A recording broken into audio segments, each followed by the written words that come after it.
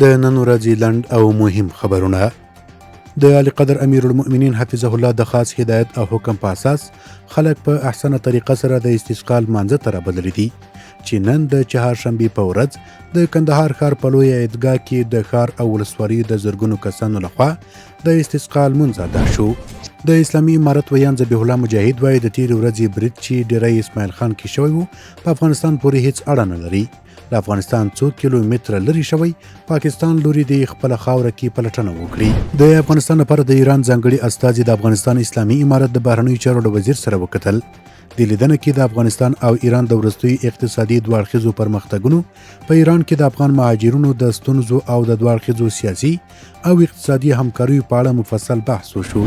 د اقتصاد سرپرست وزیر قاری دین محمد حنیف کابل کې د ایران له سفیر حسن کاظمی قومي سره لیدنه کړې. د لیدنه کې دواړو لوري د اقتصادي اړیکو په پیاوړتیا، د صادراتو په پراختیا او د افغانستان او ایران ترمنځ په ترانزیټي مسایلو خبرې کړې دي. ملي دفاع وزارت وایي چې د دې وزارت اړوند سردار محمد داود خان 420 روغتون کې د پښې د بڼې بدلولو عملیات په بریالي توګه ترسره شول. د کډوالو او بیرته راستنېدونکو چارو وزارت وایي چې تازه د اسلام کلا، تورخم او سپین بولدک له لارې له ایران او پاکستان څخه نږدې 3000 افغان کډوال هیواد ته راغلي دي. د کندوز ولایت د نشهیي توکو پر وړاندې د مبارزې امریت وایي چې یاد ولایت کې په نشهیي توکو د سلګونو روږدو درملنه شوي. د لوګر ولایت په مرکز پورې عالم کې د 11 میلیون افغانیو په لګښت د کوڅو او کانالونو جوړېدو چارې پیل شوي.